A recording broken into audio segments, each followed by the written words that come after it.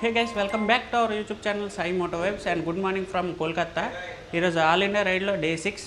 మనమైతే నేను bike services ఇచ్చేసి ఇక్కడే ఉండిపోయాం రూమ్ తీసుకొని. ఎందుకంటే రెస్ట్ లేదు బాడీకి, సో బాడీకి రెస్ట్ ఇద్దామని తీసుకున్నాం.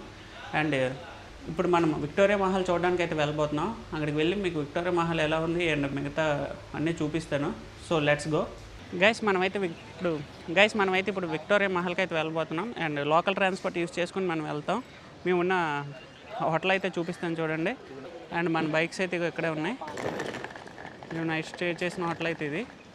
అండ్ ఈ గల్లీ చూసుకోవచ్చు మీరు, చాలా బాగుంది, చిన్న గల్లీ. గైస్ మనం తీసుకున్న క్యాబ్ అయితే వచ్చేసింది. ఇక్కడ నుంచి ఓలాలో తీసుకున్నాం, 180 రూపీస్ పడింది ఆ మహల్కి వెళ్ళడానికి. అండ్ ఇదైతే చూడండి క్యాబ్. అన్నాడు అన్న మంచి ఫ్రెండ్లీగా ఉన్నాడు. గైస్ మనం ఫైనల్గా విక్టోరియా మహల్కి అయితే వచ్చేసాం. ఇదిగోండి Victoria Memorial or Victoria Mahal కూడా అంటారు చూడండి. ఇదే విక్టోరియా మహల్ ఆర్ మెమోరియల్.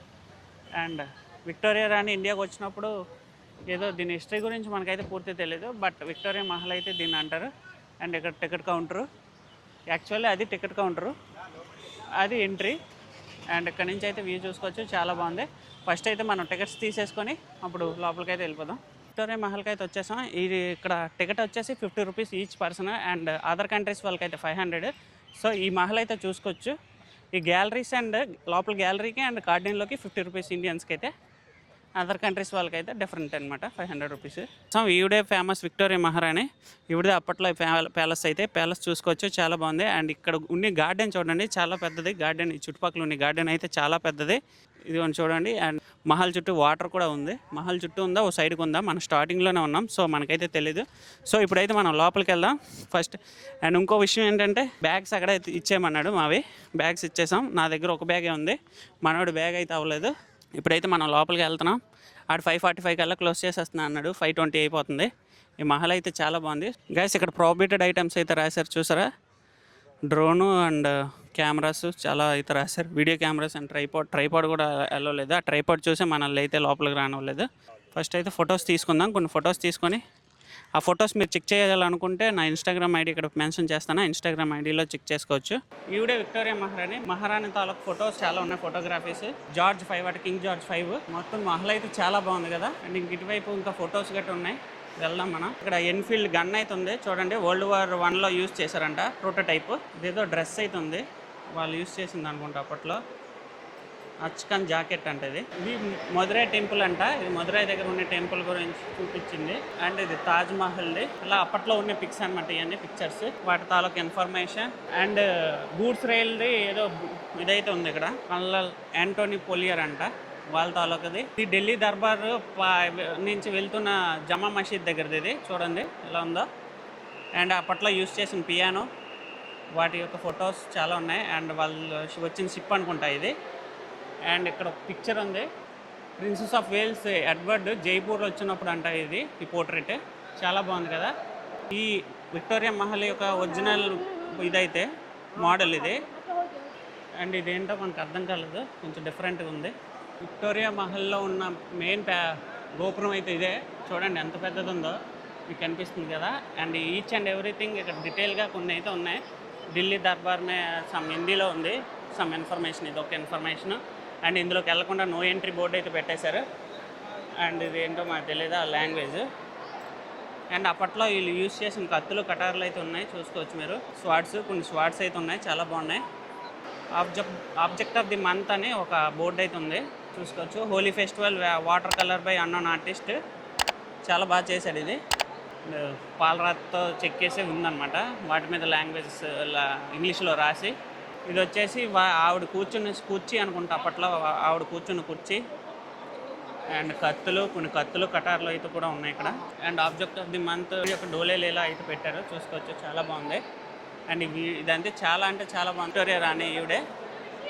మధ్యలో ఇదైతే ఉంది చూడండి, చాలా బాగుంది గైస్. ఇక్కడ ఒక రాజు ఇదైతే ఉంది, క్లిప్ అంట, చూసుకోవచ్చు విగ్రహం.